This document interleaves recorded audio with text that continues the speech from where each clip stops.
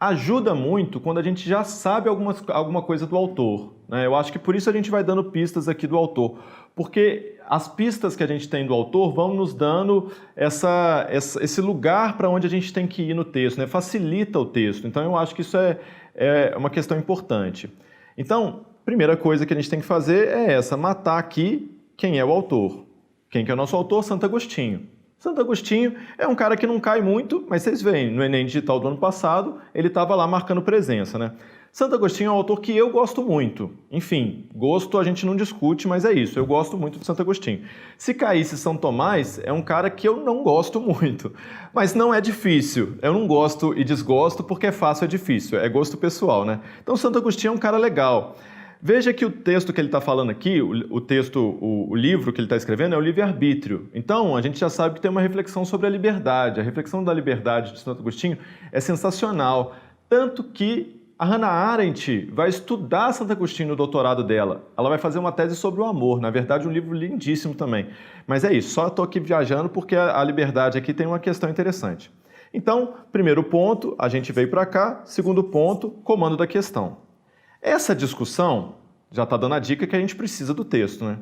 Proposta pelo filósofo Agostinho de Hipona, indica que a liberdade humana apresenta uma... Então, vamos tentar entender o que é essa questão da liberdade humana, né? A gente já pode ir dando umas pontadas aqui, né? A gente já sabe algumas coisas referentes a Santo Agostinho. Primeira coisa, onde que ele está na história da filosofia? Ele está lá na Patrística. Ele está lá na Patrística, né? A Patrística é essa primeira fase da filosofia cristã.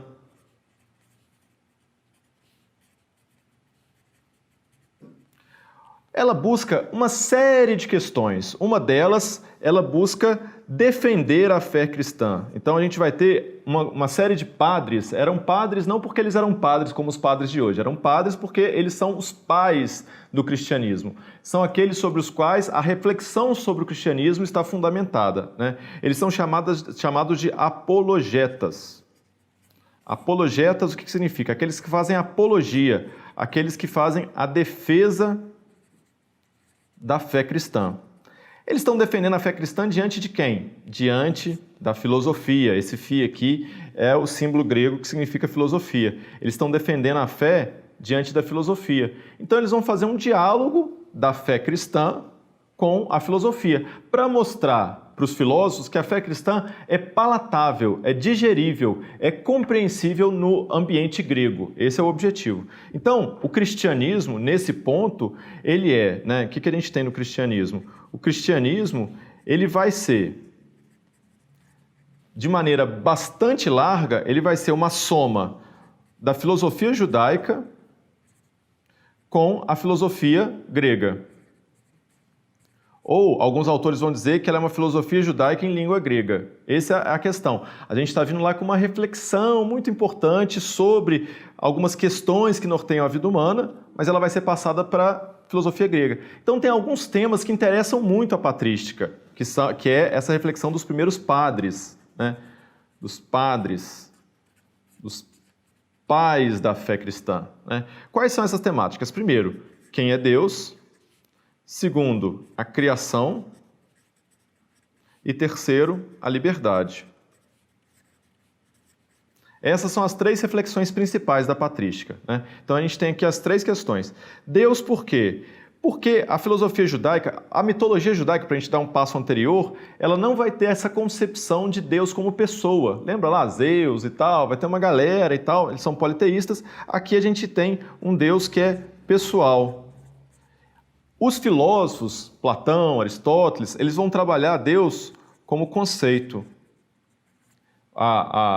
Primeiro motor, né? Enfim. Aqui é um Deus que é uma pessoa, que se relaciona, que cria, que tem desejos, né? Que deseja um ser humano, que seja livre, que se relacione com ele, enfim. Aqui tem um conceito, que é o primeiro motor imóvel. Pum, joga e sai fora, né? A criação é outro processo. De onde vem o ser humano, né? De onde que as coisas vêm? Vocês lembram lá que os primeiros filósofos, os pré-socráticos, eles falavam lá da physis e da arché, né? Então a gente tem aqui physis, arché, né? Enquanto os primeiros filósofos vão falar da criação na liberdade de Deus, no amor de Deus e assim por diante, né? O ser humano que é criado livre, enfim, tem toda uma reflexão sobre isso. E aqui entra a reflexão sobre a liberdade, né? Vamos ler o texto e depois a gente vai falar um pouco sobre a liberdade na patrística, mas sobretudo para Santo Agostinho. Beleza? Estamos indo bem? Comentários aí, Enésio? Aqui está bem tranquilo, Alexandre. Está tranquilo, né? Está tranquilo. Então vamos lá para o texto, porque é isso, ó, fizemos aqui uma introdução, agora a gente já pode ir no texto com mais tranquilidade. Sem negar que Deus prevê todos os acontecimentos futuros, entretanto, nós queremos livremente aquilo que queremos. Duas ideias opostas, né? Porque se o objeto da presciência de Deus, do conhecimento de Deus antecipado, né, da presciência divina é a nossa vontade. Por quê? Se o objeto da presciência divina é a nossa vontade, é essa mesma vontade assim prevista que se realizará. Haverá, pois, um ato de vontade livre, já que Deus vê esse ato com antecedência. Sacaneou a gente, né? Sacaneou porque são duas ideias opostas, não porque está difícil. Sacaneou porque são duas ideias opostas, né? Essa discussão, proposta pelo filósofo Agostinho de Hipona, indica que a liberdade humana apresenta uma, letra A, natureza condicionada, letra B, competência absoluta, letra C, aplicação subsidiária, letra D, utilização facultativa, letra E, autonomia irrestrita. Você vai colocando aí no chat a sua resposta, enquanto isso eu vou fazer aqui uma questão, né? Santo Agostinho vai ter uma reflexão sobre a liberdade que ele vai diferenciar de livre-arbítrio. São duas coisas diferentes, a gente trata como sendo a mesma coisa. Liberdade, para Santo Agostinho, vai ser a nossa possibilidade de fazer o bem.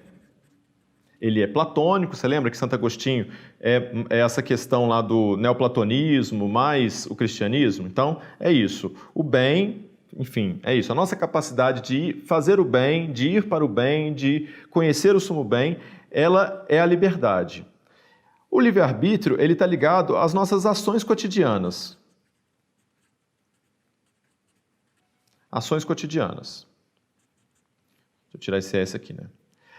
Pelo pecado, a gente perdeu isso aqui. Deixa eu pegar de vermelhinho aqui. A gente perdeu isso aqui. É como se fosse um automatismo que o ser humano tinha. Ele foi criado para... tudo que Deus criou é bom, está lá na Bíblia. Então o ser humano é bom. O ser humano não é mau. O ser humano é bom. Mas ele perdeu essa capacidade de ir para o bem. Para ele ir para o bem, ele precisa do auxílio da graça divina. Então, Santo Agostinho vai defender diante dos hereges o primado da graça. O primado da graça. Vai defender lá diante dos hereges. Os hereges que falavam que a graça, que a ação humana está em primeiro lugar, ele vai falar, não, em primeiro lugar está a graça divina. A graça atua aqui, né? Então, quando a gente faz o bem pelo intermédio da graça divina. Aí surge a questão. Mas isso não é liberdade, é Deus agindo. Aí ele vem com essa questão, olha.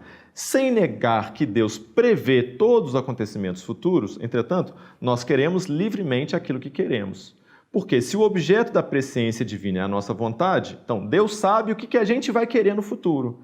É essa mesma vontade, assim prevista, que se realizará. Só que aí aqui a gente está com um problema. Olha, eu estou aqui e estou planejando algo do futuro. Esse planejamento de algo do futuro, ele está em aberto. Eu não sei o que eu vou fazer no futuro. Então, o meu futuro está em aberto. Eu posso tomar vários caminhos. Posso tomar 2 caminhos que chegam no mesmo lugar, posso tomar um caminho que se desviará. O que Santo Agostinho está dizendo é, Deus já sabe. Mas se Deus já sabe, significa que eu não tenho decisão. Compreenderam as ideias opostas? Ele está aqui juntando duas ideias opostas para falar o seguinte... Eu sou livre e Deus já sabe, sem risco de passar vergonha. Ele está falando as duas coisas ao mesmo tempo. E a gente sabe que, filosoficamente, essas duas coisas não comportam, não dá para falar as duas coisas, sacou? Não dá para falar que eu tenho um destino e que eu sou livre. Ou tenho um destino ou eu sou livre. Não dá para juntar as duas coisas no mesmo lugar. Santo Agostinho está falando a mesma coisa. Sem negar que Deus prevê, nós queremos livremente. Porque se o objeto é a nossa vontade, é essa mesma vontade prevista que se realizará. Haverá, pois, um ato livre, já que Deus vê este ato livre com antecedência. Deus sabe o que eu vou fazer antes mesmo de eu fazer. Então tem possibilidade de eu não fazer isso que eu vou fazer? Não. Então, o que ele está afirmando? Que a liberdade humana apresenta uma... O que temos de resposta aí, Anésio? A resposta que predominou aqui, inclusive com participação do César de Matemática... Que coisa mais linda! Foi a letra A. E aí o Bernardo colocou aqui letra B e trouxe para a gente o seguinte: condicionada seria influenciada? Influenciada. Condicionada é que tem uma condição para se realizar. Ela não é livre. A liberdade humana não é livre completamente. Ela é condicionada, ela tem uma condição para se realizar. Ela não se realiza autonomamente. Veja, a última aqui é autonomia irrestrita. É justamente a oposição disso aqui. É a oposição. Autonomia restrita é eu tenho total liberdade. Natureza condicionada é, em sua própria natureza, a liberdade humana apresenta uma condição. Não é o que Marx vai falar mais para frente de uma condição social que limita a liberdade humana. Não é o que Freud lá na frente vai falar de uma condição psíquica que condiciona a liberdade humana. Aqui é uma natureza, ela já é por si mesma condicionada. Ela tem um condicionamento, sabe os cachorros que são treinados, que aprendem um condicionamento? É isso. Eu tenho um condicionamento, esse meu condicionamento é de ir para Deus. Sozinho eu não consigo, só consigo pela graça, enfim, sacou? Então acertou quem foi na letra A. A letra B, competência absoluta, seria dizer que ela é absolutamente competente para agir. E a gente não está dizendo isso, a gente está dizendo que Deus sabe do que a gente vai fazer e Deus atua na liberdade humana, ok?